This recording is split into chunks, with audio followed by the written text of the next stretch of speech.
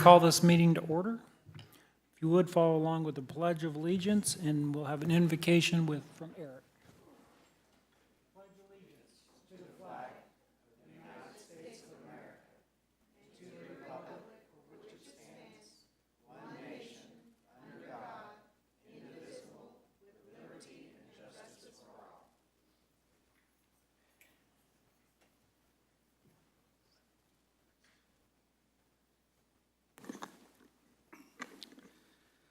Our Father in heaven, we come to Thee this evening and very thankful for the outstanding area in which we live, the incredible weather we are enjoying right now, and for the prosperity that Thou hast blessed this region with. Father, we ask Thee now, as we go forth throughout this meeting, that Thou will bless us with Thy Spirit, that we might be mindful of those we serve and the needs of the community as well as the region. Father, we ask Thee to please give a special blessing upon the aldermen, that they might have Thy wisdom as they consider the issues before them today, so that we may continue to shine as an example to the rest of the country on the way that a city should work. And we say these things in the name of Thy Son, Jesus Christ. Amen. Did you see these? Isn't this nice?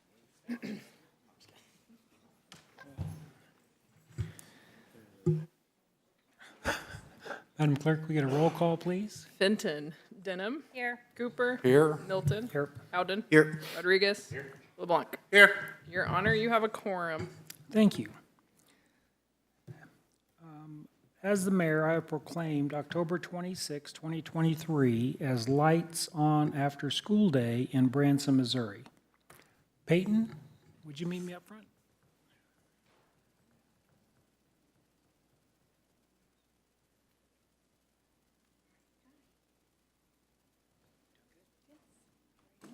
Excellent. I have a proclamation that I'd like to read. Whereas the citizens of Branson, Missouri stand firmly committed to quality after-school programs and opportunities. And whereas quality after-school programs provide safe and engaging learning experiences that help children realize their full potential, build stronger communities, and support working families. And whereas Lights On After School is a national celebration of quality after-school programs like the Boys and Girls Club of the Ozarks. And whereas the city of Branson enthusiastically endorses Lights On After School and commits our city to engage in innovative after-school programs and activities that ensure the lights stay on and the doors stay open for all children after school. Now therefore, I, Larry Milton, Mayor of Branson of the city, Mayor of the city of Branson, Missouri, do hereby proclaim October 26, 2023 as Lights On After School Day.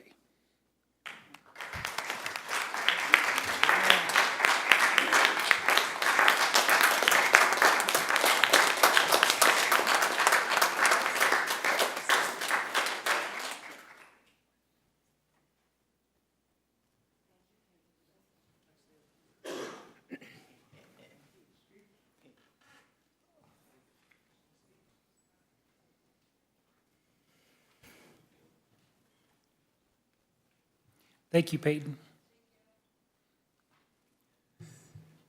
Madam Clerk, do we have any speakers tonight? Your Honor, we have two speakers.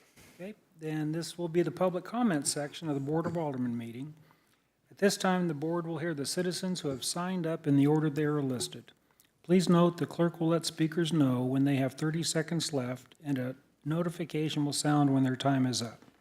We ask that speakers wrap up their comments upon hearing the 30-second warning. If a speaker would like to ask a board member to bring an item from the consent agenda down for additional discussion, please note this request during your comments. Madam Clerk. Our first speaker is Deanna Slatton, speaking on unfinished business.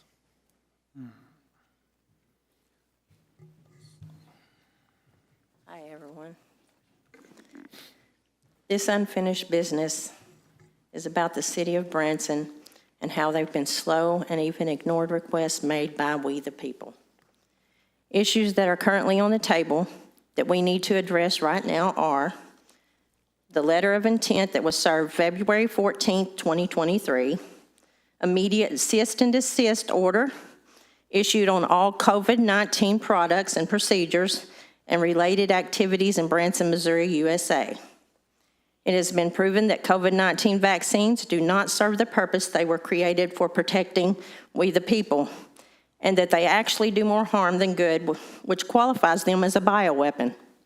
And all related COVID-19 tests and other activities are also an act of fraud and treason against we the people, and needs to be ceased immediately until an actual COVID-19 virus is isolated, which has not happened to date anywhere across the world.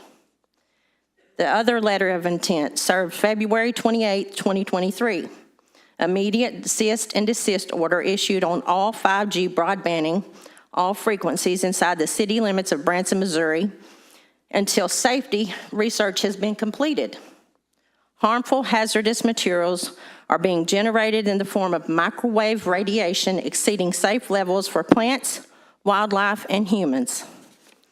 According to the contracts executed for water tower lease agreements, if leases cannot immediately remediate the health hazards and show the proof to the people that it's acceptable and safe, the data of the city of Branson may immediately terminate the lease agreements. First Amendment violation, September 26, 2023. 2 comments were removed from official City of Branson Board Alder meeting on the YouTube transcripts. This has happened many times since March 2023. Misprision of treason by Branson Mayor Larry Milton and Branson City Administrator Kathy Stepp, October 2nd, 2023. September 22nd, 2023, a request to Mayor Larry Milton was placed for a phone call with Branson Mayor, City Administrator, Emergency Management Director, and Robert Brim to discuss Branson Municipal Code, Chapter 34, which is Emergency Management and Services under the category of enemy attack, and it has been ignored. The City of Branson elected and appointed officials currently have surety bonds, to hold office. Y'all don't have them, and it's required by the state of Missouri. This needs to be addressed immediately. Loss of communication with Mayor Milton, with him referring to we the people to an attorney to speak to, which is unacceptable. We want to talk directly to you, not an attorney.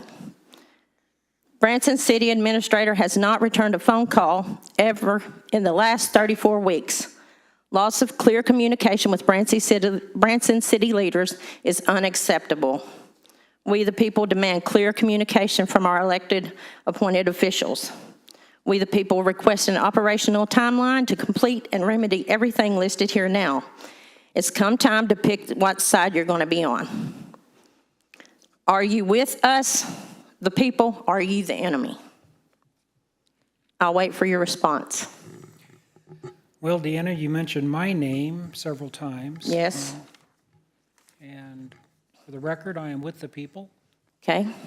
As an elected official, when I receive cease and desist orders and claims that I am violating state statutes, then I think it's prudent for me to ask for my legal counsel to respond, not for me to respond, because I'm not an attorney. I'm not going to stop you from doing that. That's your rights. Okay, so. But we have rights too, Sure. as we the people. And these things have been ignored, pushed to the side. No one's listening. We have tons of information. No one's willing to listen or see what's going on. These are bioweapons upon the community.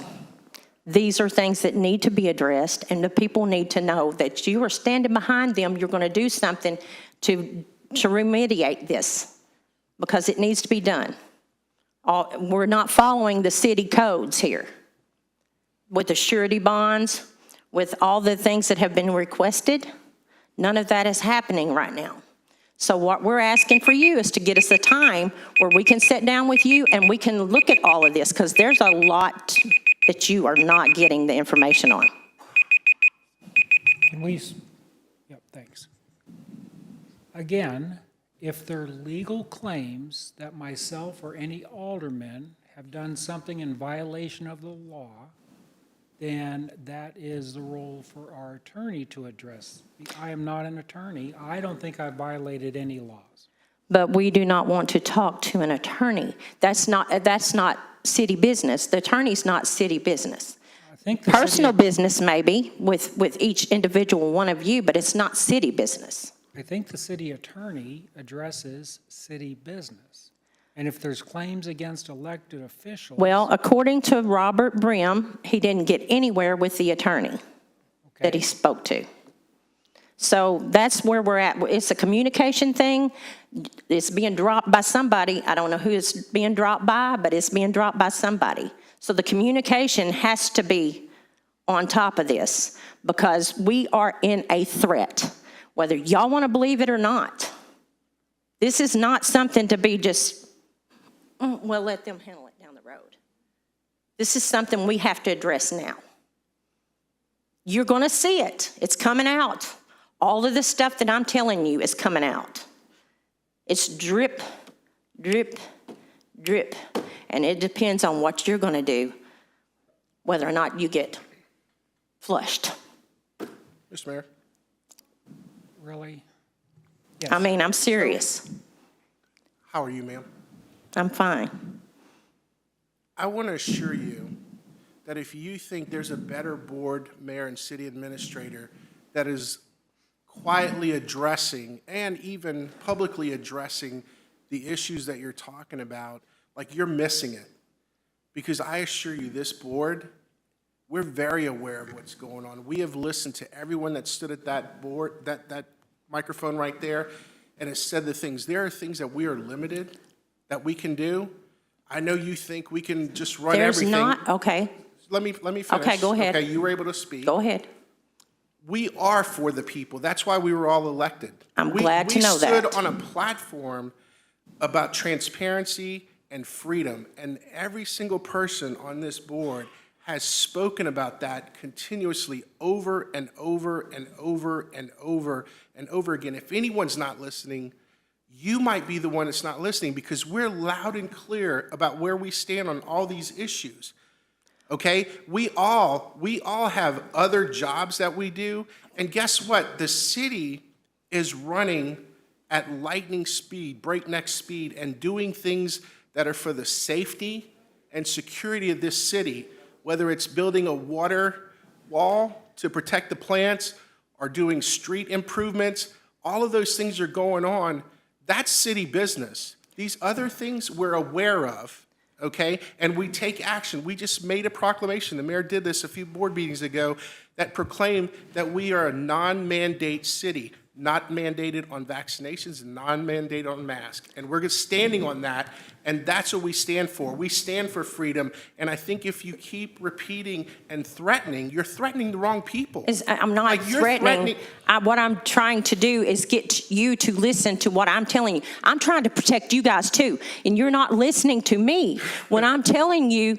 I think we're very clear. Listen. I think we're very clear on The understanding what you 5G said. is a bioweapon. It literally is a bioweapon, and it's on our people. And do you know what that radiation does to water? No, you don't, because you won't listen to any of what we have to say. None Okay. of you will. Okay. There's nothing you could say that's going to like make that You right. good, Ralph? Deanna, thank you for sharing. Matt? Next speaker, Madam Clerk. You're speaking on sewer. Did you hear that?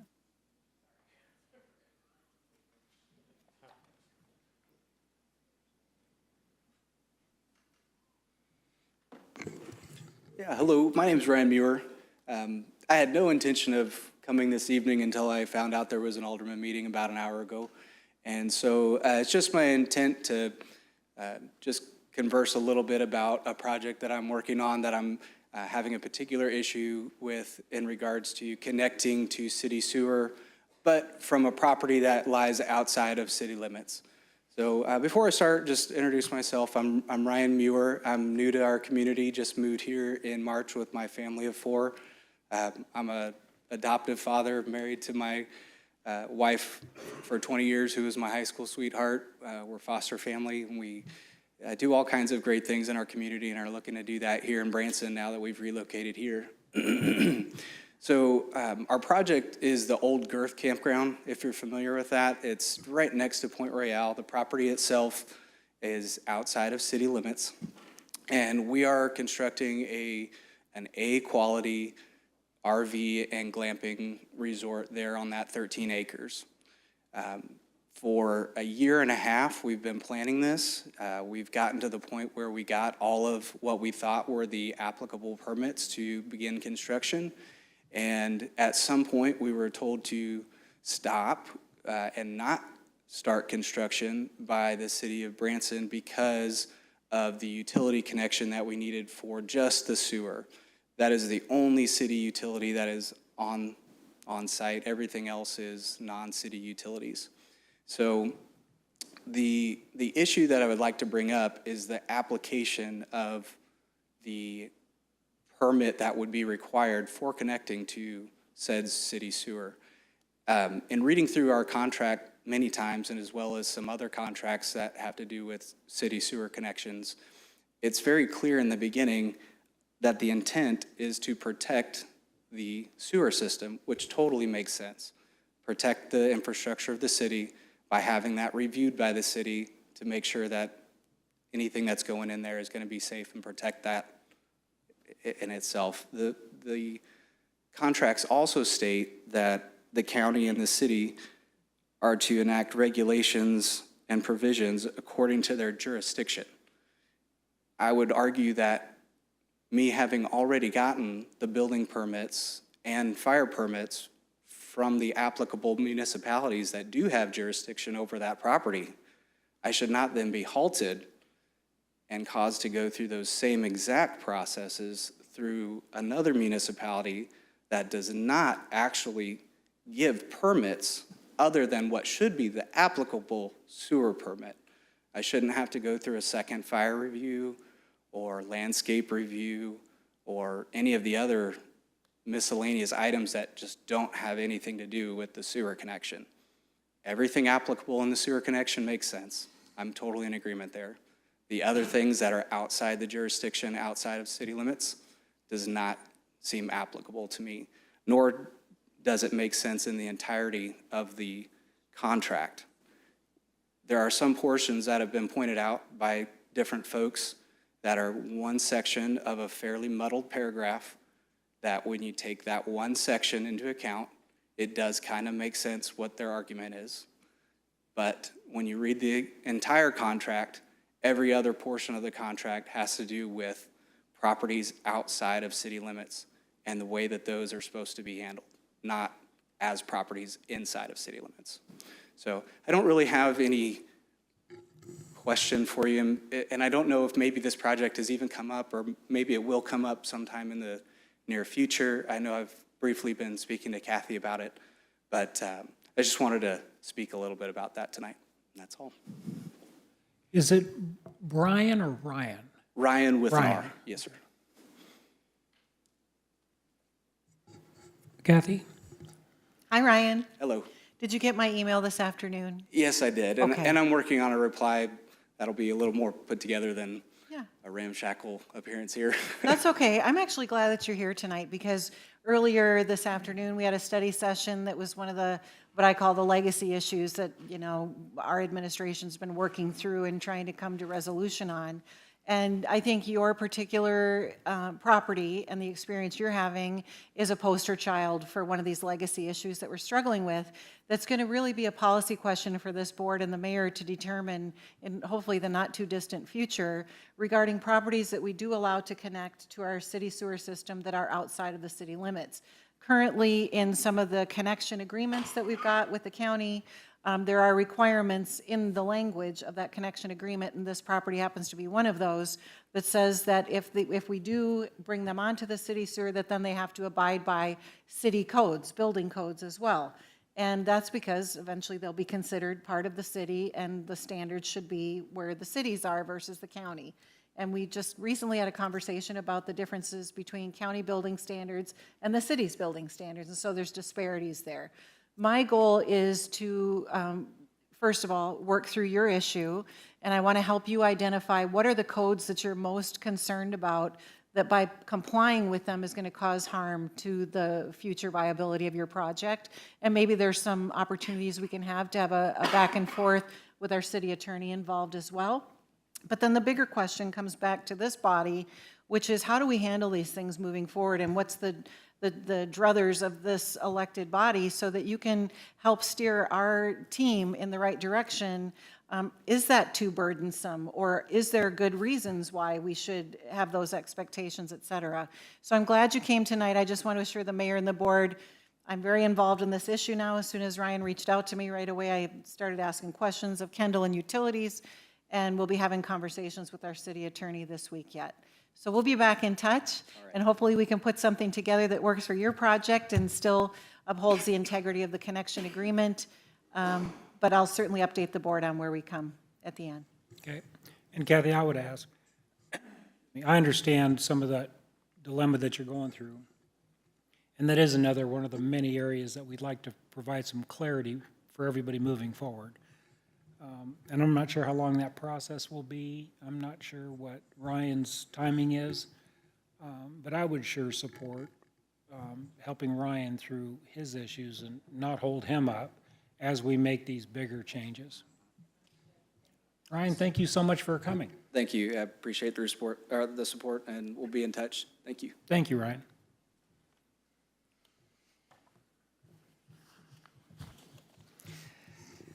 Having no more speakers, the next on the agenda is the consent agenda. Are there any items that the board would like to see moved down from consent? Hearing none, Madam Clerk, would you please read the items on the consent agenda? Your Honor, the items on the consent agenda are as follows. Approval of the Board of Aldermen meeting minutes for the October 10th, 2023 study session and October 10th, 2023 regular meeting. Acknowledge receipt of Human Resources Committee minutes for the April 19th, 2023 meeting. Acknowledgement of disbursements for September 15th, 2023 through October 12th, 2023. Final reading of Bill Number 6379, an ordinance approving the interfund loan between the Tourism Fund and the Capital Improvement Fund turf project for installation of turf surface playing field. Final reading of Bill Number 6380, an ordinance amending Section 2330 of the Branson Municipal Code pertaining to notice of meeting to fix rates. And final reading of Bill Number 6381, an ordinance amending the adopted 2023 budget for the City of Branson to adjust monies in the Transportation Fund for an increase in the Service Center Heavy Equipment Repairs account. Your Honor, that concludes the reading of the consent agenda. Thank you. Do I have a motion approving the consent agenda? Second. We have a motion and a second. Madam Clerk, would you take a roll call vote, please? Fenton, Denham, Yes. Cooper, Yes. Howden, Yes. Rodriguez, LeBlanc. Yes. The result of the vote is 5-0. Motion carries. Your Honor, the next item is the public hearing and first reading of Bill Number 6382, an ordinance amending Appendix A of the Branson Municipal Code pertaining to utilities fee schedule. We'll now open this public hearing and begin with the staff report from Kendall Powell. Hey, Kendall. Good evening, Mr. Mayor, members of the board. We do have a PowerPoint for you tonight as well. But I wanted to first start off with a little bit of history of our rates, because I get asked that quite often of where we came from. So I want to take a quick moment here to kind of paint a background picture here for the board. And so back in 2007, there was established a motive for a 5-year rate plan due to $1 million deficit in the budgets. And so they began a 5-year aggressive program to increase rates to accommodate for the operations and maintenance of the utility. And in 2010, the utility departments was formed. So we had separated from the Public Works Department. So they established a utilities department. And at that time, the directive was given to become self-sustaining. And then in 2011 and 12, we hired a consultant, HDR Engineering, to perform studies of our system and help us develop a rate structure. And as part of that study in 2015, we established what we use currently today is our water sewer rate model, which we run that rate model on a yearly basis. So we analyze our rates and study into our costs and expenses and to provide a sustainable funding source for the utility.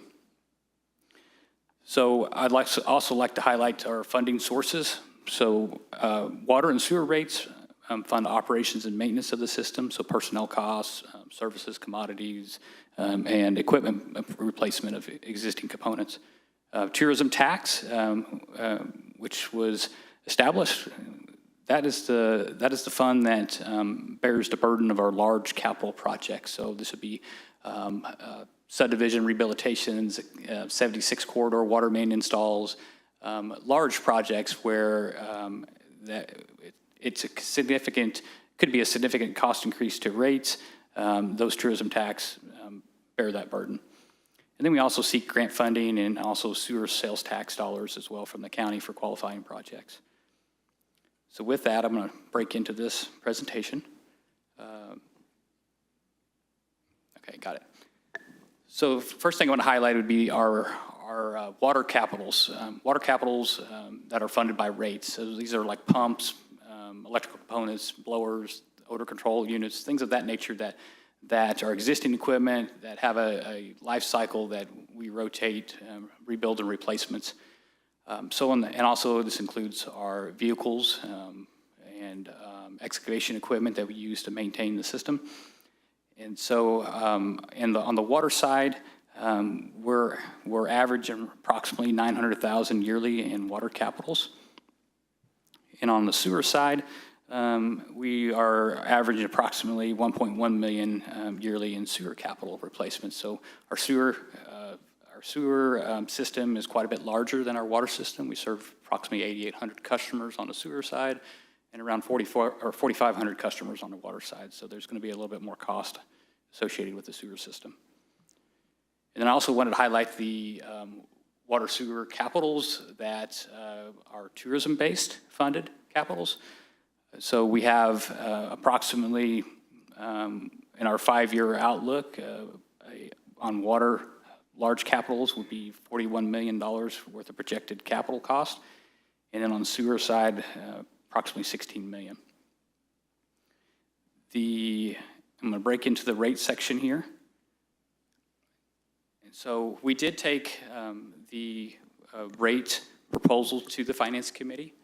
The first proposal I took to that committee. They'd asked me to go back and look at separating the residential water rates away from the commercial water rates to place less of a burden on the residential side. So that's what I've brought to you tonight is a 3% water rate increase for residential for 2024. And then on the commercial side, I brought a 12% rate increase on the commercial properties. And on the sewer side, I've brought a straight across the board for both residential and sewer is 6% rate increase. So what's that look like compared to where we've been in the past? We have, on the chart to the left there, you'll see our residential, and you'll see the 2023 in blue, and in orange, it'd be 2024. We have the water and sewer separated out in itself. The difference per month on the water is approximately 63 cents there, if the customer was to use an anticipated 5,000 gallons per month. As far as a combined water sewer difference per month would be a $1.11 increase for a combined cost. And then on the commercial 2-inch side, that's the chart on the left, you would have a difference per month on water would be $59.49. Based off of a 2-inch size water meter, you're using approximately 100,000 gallons per month. And the difference per month on sewer would be $36.33. So a total combined difference of $95.80 additional each month. So we also evaluate approximately 90 other entities on in the state of Missouri and beyond to see where we fall within that group of entities with water and sewer rates. So local area commercial water rates in the upper left-hand chart, we're in the yellow. You'll see we're starting to creep up towards the higher end of the scale there. In the local area residential water rates, we're still towards the lower end of the scale in the yellow there highlighted, or excuse me, yes, in the yellow highlighted. That'd be water and sewer served customers.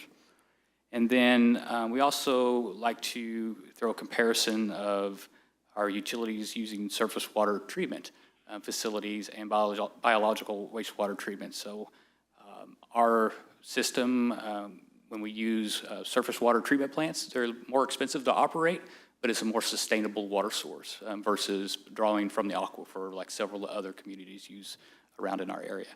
So looking at those cities that use surface water drinking treatment, you'll see that we're at the bottom of the list in this chart as well. So. And then local area residential sewer rates, we are at the bottom of the list as well at the $19.53. And then the local area commercial sewer rates, we're towards, again, middle to the upper side. We're starting to creep up a little bit with those rates. Happy to take any questions that you may have at this time. Any members of the board have any questions? Didn't we just go through this not long ago? I We thought we already raised them all, or we're still talking about it? We went through a presentation. Yeah, okay. It went through the I feel like I'm, deja vu. yeah, I'm like, I think, okay. So this is just a continuance Yeah, we went of- back to okay. the finance committee I got and you. did some more work, and then the finance committee came back with these recommendations for this board to approve. And then we have to do a public hearing, and that's where we're at today. Yeah. We're Oh, yeah, required we're by on state statute to do a public hearing. That was my only question.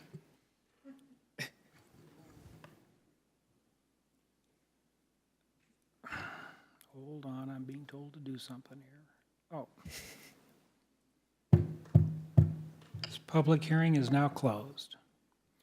So you have heard the first reading of bill number 6382. Do I have a motion approving this bill? So move. Second. We have a motion and a second. Anybody in the audience wishing to speak? Any aldermen? Hearing none, let's vote. All in favor, say aye. Aye. Opposed, same sign. Ayes have it. Thank you. Your Honor, the next item is a resolution approving the renewal of the contract with Chemtrade Chemicals US LLC for the purchase of operational chemicals used in the city's water treatment process and actions related thereto. Do I have a motion adopting this resolution? So move. Second. Motion is second. We'll get a staff report from Kendall. Thank you. We are seeking approval for the renewal of the contract with Chemtrade Chemicals US LLC in the amount not to exceed $103,500 for operational chemicals used in our city's water treatment process. They are holding their pricing from this year's contract, allowing us to renew at the same cost for next year. Funds are budgeted in the proposed 2024 utilities operational budget. Happy to answer any questions. Anyone in the audience have any questions? Questions from the board? Hearing none, let's vote. All in favor, say aye. Aye. Opposed, same sign. Ayes have it. Your Honor, the next item is a resolution approving the contract amendment with Flynn Drilling Company Incorporated for the purchase of a groundwater well pump assembly for City Well Number 10 and authorizing the mayor to execute the contract. Do I have a motion adopting this resolution? Second. We have a motion and a second. We'll get a staff report from Kendall. Earlier in the year, we contracted with Flynn Drilling Company, Inc. For the rebuild and replacement of the existing well at site number 10. When they started to perform that installation work, we found out that our records were incorrect as far as the depth of the well. So we needed to add additional 100 feet of material to the discharge piping and electrical components in order to complete that project. So it added It will add $13,755 to the contract price, to a total amount not to exceed $165,558.50. This was an unexpected occurrence. We do have budget money in the budget available to cover for this additional cost. So. Thank you, Kendall. Would the audience have comments, questions? Members of the board? Hearing none, let's vote. All in favor, say aye. Aye. Opposed, same sign. Ayes have it. Your Honor, the next item is a resolution approving the contract with Broadway Ford Truck Sales Incorporated for the purchase of a Ford F-550 and actions related thereto. To have a motion adopting this resolution. Second. Motion is second. We'll get a staff report from Kendall. Kendall, do you need a chair? We got a lot going on. The Utilities Department used a cooperative bid through Broadway Ford Truck Sales, Inc. I believe they're close to the St. Louis area, for the purchase of a replacement for unit number 303, which is a 2012 Ford F-350. This was originally budgeted in 2022. However, through the shortage of vehicles and cost increases, we was unable to find a vehicle in 2022, and we added more money to the budget for 2023 for this vehicle, and we finally found one that was actually in stock. It's actually a 2022 year model that they've held on to, and they've been waiting on a utility bid for this truck for over a year. We just happened to reach out to this dealership at the right timing, and it became available. So the total cost of the vehicle would be $76,300, which came in under our budget as well. Happy to answer any questions. Good job on that, Kendall. Anybody in the audience have any questions, comments? The board? Hearing none, let's vote. All in favor, say aye. Aye. Opposed, same sign.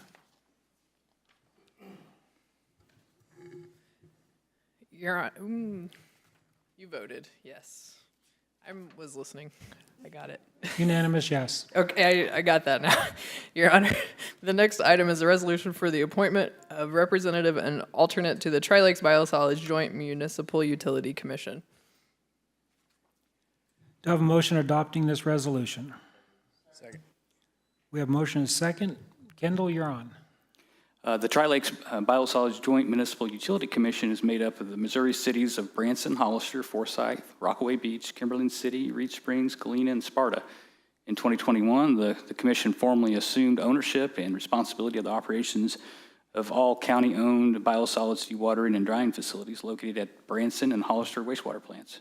In accordance with the cooperative member agreement signed by the commission member cities, each member shall appoint by resolution or ordinance one primary representative and one alternate who shall serve on the commission board of directors.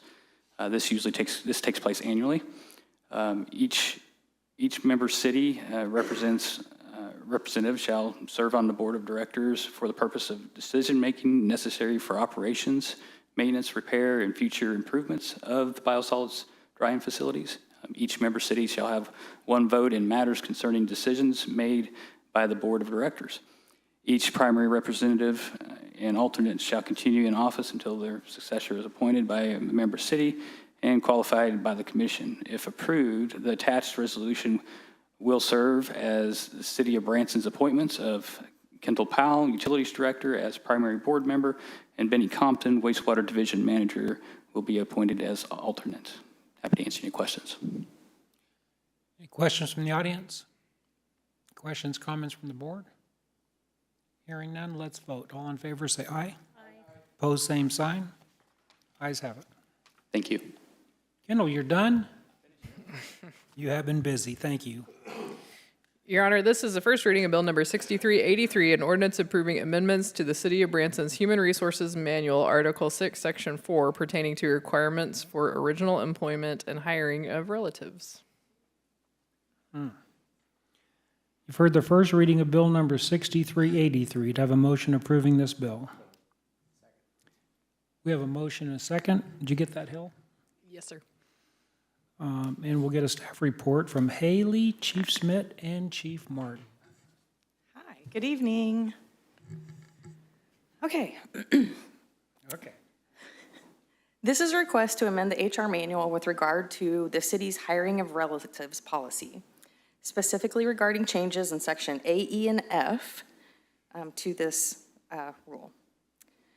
So the proposed change would empower the city administrator to approve the employment of family members in the same department while maintaining strict guidelines to promote fairness and impartiality. To accomplish this, the ordinance will be amended to provide additional clarification in the definition of any relative within the fourth degree, which is stated in subset A of our current policy. And then we added subset E and F to provide additional information. These sections state that the city administrator has the authority to allow an exception to working within the same department to this rule, so relatives within the fourth degree of consanguinity or affinity may work within the direct chain of command of another relative within the fourth degree of consanguinity or affinity if all authority and responsibility for all personnel actions are delegated in writing to a higher or equal level within the chain of command. Such delegation would be documented as a management plan and kept on file with the HR department in both the employee's personnel files. The following subset F simply states that violation of the policy may result in disciplinary action up to and including termination. So that's just keeping us legal. So essentially what we're asking for is to update our policy on nepotism to allow for relatives to be hired within the same department as long as we can remove the reporting structure. So ideally, everything that is related to that person would be removed and assigned to another person of same or equal level within the city. And you're recommending this, Haley? I am. Would you explain to Clay what consanguinity? Or affinity. Already answered that. It means blood. It does. So affinity is by marriage.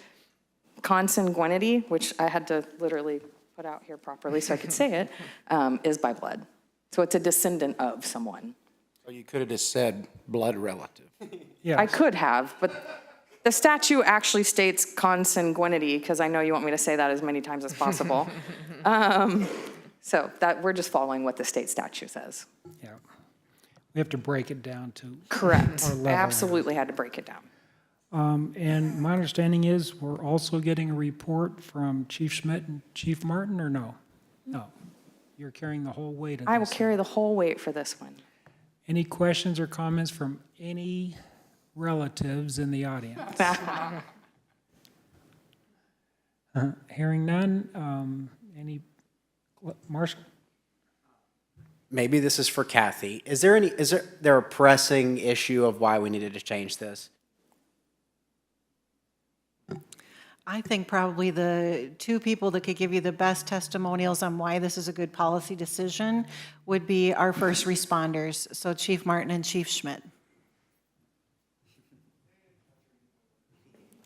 You just thought you were getting out of it. It's just a joke. I have the easy one, so I'll go before Eric here.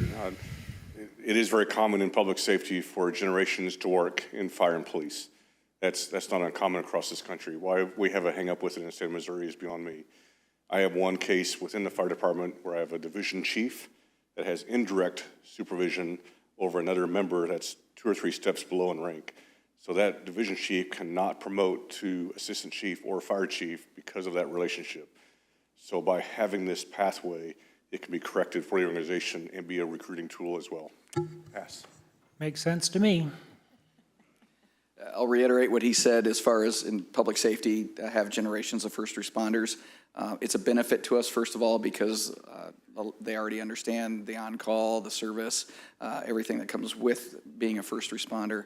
But my most pressing issue right now is I have a senior officer that would love to test for sergeant, but he's married to another officer.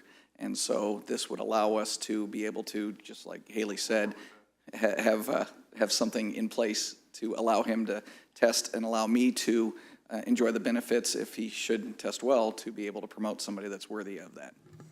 This just makes a lot of sense. You good, Marshall? So Haley, did I hear you say, though, that they can't be directly their supervisor? Is that what you were saying? Or Ask the question again. sorry, did I hear you say that they cannot be their direct supervisor? Correct. Okay, so chiefs would that ever create an issue where you needed someone to be someone's direct supervisor and because it's their son or whatever, they couldn't do that? That is what she covered as far as having somebody at the same level or higher to be able to handle that. So yes, if we had that situation arise, what we would do is basically separate that direct supervision, and final decision-making would go to the equal level or higher. So, and the way that basically it's structured with help from our attorney is it is done very well, so that we always have somebody that's still in touch with first responders or whatever division from the city that knows what they're doing as far as those decisions. But I'm still under the understanding, based on the really strong wording that we got from our attorney, that we can't hire anybody that's related to us, though. I mean, is that correct? Correct. Yeah. Yes, that's very correct. You would have to just be completely removed from any of those hiring decisions or anything affecting their employment. So I could hire Leanne. No. That might be a little iffy for you. Probably Good hard to- question, Marshall, but I do It's think, good. I mean, I like this, I mean, it's a bummer that someone can't grow and go up the ranks just because of a relative being above them. That's a bummer, huh? And we're not in like this huge city where there's, 6 million people from a hiring perspective, right? I mean, we have a pretty limited pool. So we'd like to hire the people and keep the people that we already know are good pieces of the other people we have in the family here already. Yeah, Bear with me. no, keep it going. This is a weird question. It's great. Do we have any HR rules about dating a person that is your coworker in the city of Branson? We do just a little bit. So you just have to bring it up, right, and tell the HR department and ensure that you're not in any type of reporting structure. So it would be a one-on-one conversation, and we'd work with the city administrator as well as the department head to ensure that all of that's removed. Any other questions? I want to thank you all, and at this time, we'll vote. All in favor, say aye. Aye. Opposed, same sign. Ayes have it. Good job, Haley. Your Honor, the next item is a resolution of the Board of Aldermen of the City of Branson, Missouri, stating the facts and reasons for the necessity to amend and increase the fiscal year 2023 general fund budget due to unforeseen mold remediation expenses and the remaining building maintenance requirements for 2023. Do I have a motion adopting this resolution? We have a motion and a second. We'll get a staff report from Cindy. And Cindy, I looked at my notes, and you are up for a no shortly. Well, it's really Chief Schmidt's fault, so we're just going to have to, say no to him. No one says no to him. Mr. Mayor, members of the board, so this is determined that the adopted budget for 2023 budget for the building maintenance account will not be sufficient for some of our requirements due to unforeseen mold remediation performed in the police department at City Hall. If you remember, we had some flood damage. There was some water backing up into the police department, and then we discovered when removing that and extracting it, there may be mold. So we contacted our risk manager, and so that's kind of where the additional expenses came about. And so we're looking at adding additional $75,000 just to be safe for the remaining couple of months of the year. And so that would be a budget amendment. So staff recommends approval of that. I'd be happy to answer any questions. So you're asking to increase that 75,000, not knowing if you're going to need to spend it or not. Yeah, so I did do some analysis in our ongoing expenses, which is really just HVAC and electricity and that kind of thing. I don't think we're going to spend all of that, but the finance director kind of encouraged to do just a little bit more in case. You never know what's going to happen, especially with, it's starting to get colder, and so you have heat coming on, and everybody likes heat, so there's that. So if we didn't have heat, we wouldn't need the mold remediation. So true. Anyone in the audience have any questions, comments? Questions, comments from the board? I just want to say thanks to Michael for turning up the heat. Any other questions, comments from the board? Hearing none, let's vote. All in favor, say aye. Opposed, same sign. Ayes have it. Your Honor, this is the first reading of Bill Number 6384, an ordinance amending the adopted fiscal year 2023 general fund budget for the City of Branson to adjust monies for additional expenses due to unforeseen mold remediation expenses and the remaining building maintenance requirements for 2023. You've heard the first reading of Bill number 6384. Do I have a motion approving this bill? So moved. Second. Cindy, the same issue? Just same thing. There, I think there has to be a resolution and an Yeah. ordinance on budget amendments, so it's just the same thing. Same questions from the audience? Same comments from the board? Let's vote. All in favor, say aye. Aye. Opposed, same sign. Ayes have it. Your Honor, the next item is a resolution authorizing the filing of an application with the Missouri Department of Natural Resources for the Land and Water Conservation Fund State Assistance Program pertaining to park improvements at Aldermen Park. Do I have a motion adopting this resolution?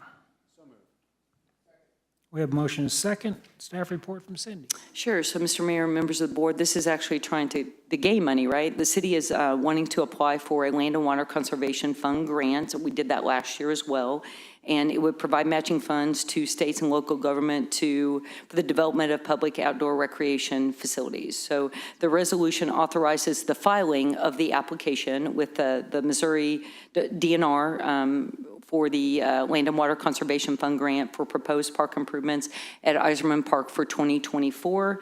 The project will replace the old swing and climb feature installed in the mid-1990s with a new modern playground. The proposed cost of the project is $140,000, and the grant would cover 50% of the cost of the project. Staff recommends approval of the bill, and I'd be happy to answer any questions. Thanks for doing that, Cindy. Anybody in the audience have any questions or comments? Members of the board? Hearing none, let's vote. All in favor, say aye. Aye. Opposed, same sign. Ayes have it. Thank you. Thanks, Cindy. Your Honor, the next item is a resolution appointing Thomas Motley as municipal judge and approving a contract with the Motley Law Firm PC for municipal judicial services and actions related thereto. Do I have a motion adopting this resolution? Second. Motion is second. Staff report from Hillary. Yeah, this item is for the appointment of Tom Motley for judge of the municipal court. The contract before you is the same as the current contract, which includes a minimum of 40 court days with adjustments as warranted throughout the year. Judge Motley has served as our municipal judge for 21 years and has held several board positions at the State Judges Association. And he most recently was appointed by the Missouri Supreme Court to the Missouri Court Automation Committee. Staff recommends approval and happy to answer any questions. Any questions, comments from the audience? Questions, comments from the board? Hearing none, let's vote. All in favor, say aye. Aye. Opposed, same sign. Ayes have it. And congratulations to Judge Motley also. I'll tell him.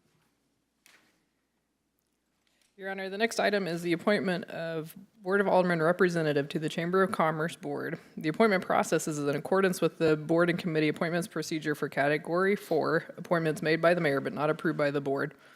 Mayor, please announce your appointment. Marshall Howden has been appointed to fill the unexpired term of Clay Cooper that expires April of 2024. Clay, thank you for serving. Marshall? Thank you, Marshall. Your Honor, the next item is the appointments to the Fall Creek Valley Community Improvement District SID Board. The appointment process is in accordance with the board and committee appointments procedure for Category 5, appointments made by the mayor with approval of the Board of Aldermen. The board will be voting on these appointments, and Mayor, please announce your appointments to be voted on by the board. It was recommended to keep the same board members for this CID. So the appointments for the Fall Creek Valley Community Improvement District Board, David Cushman with a term expiring November 12th of 27, James Cushman with a term expiring November 12th, 2027, Andrew Cushman with a term expiring November 12th, 2025, Robert Hewells with a term expiring November 12th, 2025, and Tim Edwards with a term expiring November 12th, 2025. Do I have a motion approving these appointments? We have a motion and a second. Any discussion?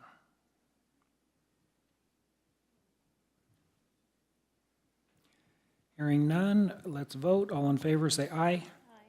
Opposed, same sign. Ayes have it. Your Honor, the next item is the appointment to the 76 Entertainment Community Improvement District SID Board. The appointment process is in accordance with the Board and Committee Appointments Procedure for Category 5, appointments made by the mayor with approval by the board. The board will be voting on the appointment. Mayor, please announce your appointment to be voted on. The appointment for the 76 Community Improvement District Board, I'm appointing Kathy Stepp as a city director to fill the unexpired term of Clay Cooper until March of 2026. Do I have a motion approving this appointment? We have a motion and a second. All in favor, say aye. Aye. Oh, we're supposed to have a chance to discuss it. Any discussion? Okay. Thank you, Kathy. So again, back to the vote. All in favor, say aye. Aye. Opposed, same sign. Ayes have it. Wow. Before we get to reports, I'd like to acknowledge that our esteemed State Representative Brian Seitz is in the house. Thank you for attending. Alderman Denham. Thank you, Kathy. Thank you to Marshall. I'm sure he's gonna report on this, but I just wanted to say a thank you to Marshall for the opportunity to attend the Jim Stafford event at his Song of Hope Museum. Thank you very much. And I just wanted to provide some clarification. A comment was made at our last meeting during the Alderman reports, and then it also appeared in the Branson Tri-Lakes News. So I just wanted to provide a fact of how the agenda item actually came to be. The comment was made that it appeared that the city of Branson may seem a bit hypocritical for standing up for freedom in one way and not in the other for the drag queen shows that we had conversation, had at public hearings. The way that was actually presented to this board had everything to do with zoning and adult entertainment. We were informed that adult entertainment was taking place in commercial zoning instead of downtown zoning where it is approved. It has been for the past 30 years maybe. So I just wanted to provide that clarification. The reason that the board heard any discussion on that and had public hearings, it was solely based on zoning. Thanks so much, Mayor. That's all I have. Thank you. Alderman Cooper. I guess this is a question, is this working? Hello. Is this maybe a question for Cindy, but I had a call, is it Cantwell Park, the cages, are those lights on the basketball court on a timer? Do they just come on and off? I'm sorry to make you get up.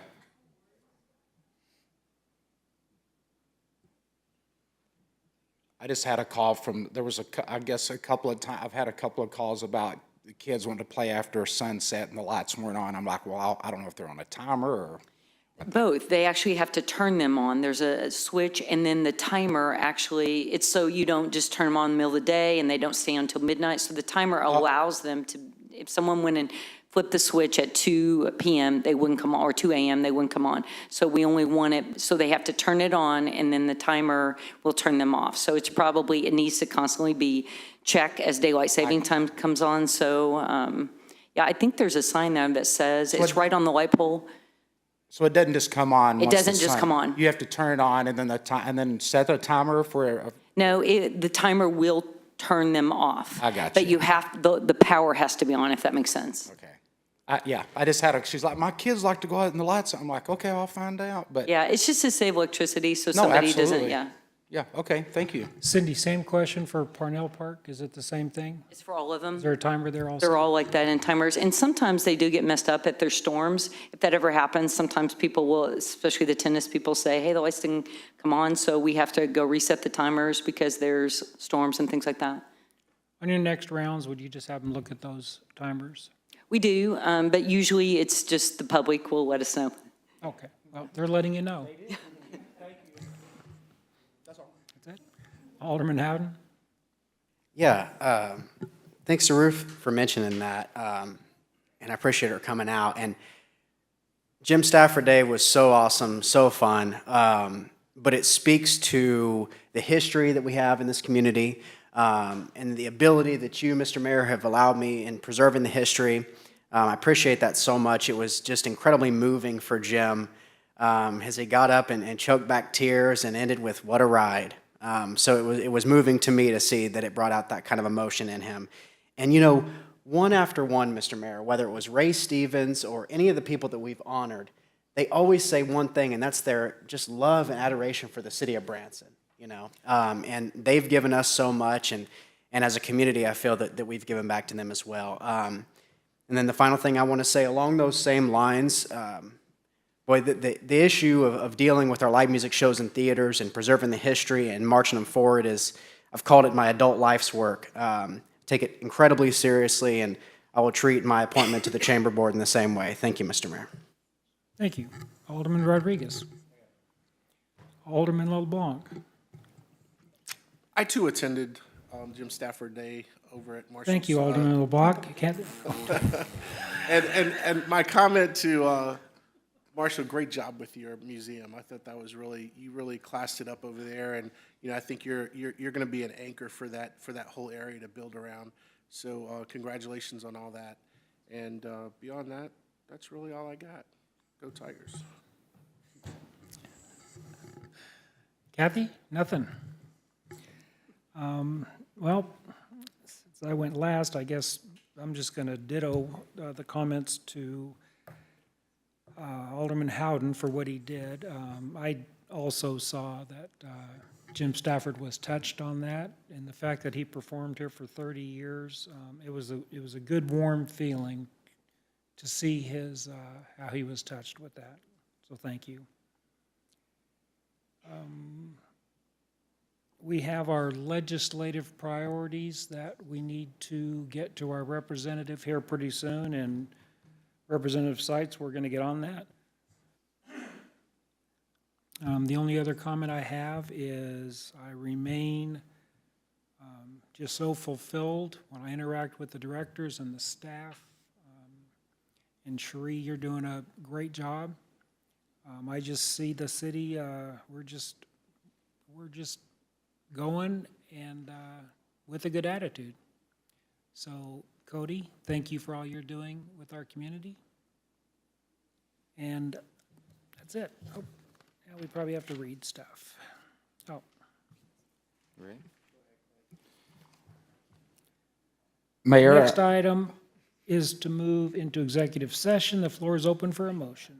I move to go into closed executive session pursuant to 610.021.1 RSMO for communication with an attorney, 610.021.2 RSMO for real estate, and 610.021.12 RSMO for negotiated contract. Wow. Do I have a second? Madam Clerk, would you please provide a roll call vote? Fenton, Denham, Yes. Cooper, Yep. Howden, Yes. Rodriguez, LeBlanc. The result of the vote is 5-0, motion carries. The board will now move into closed executive session and will return to these council chambers once executive session is over to adjourn this Board of Aldermen regular meeting.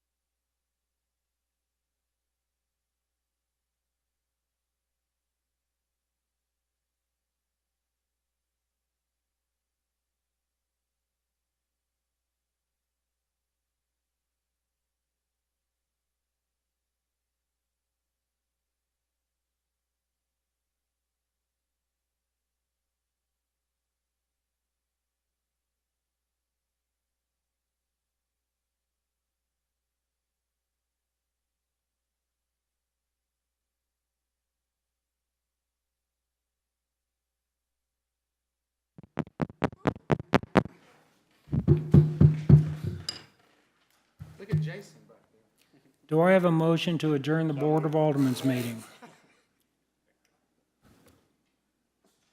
You get them?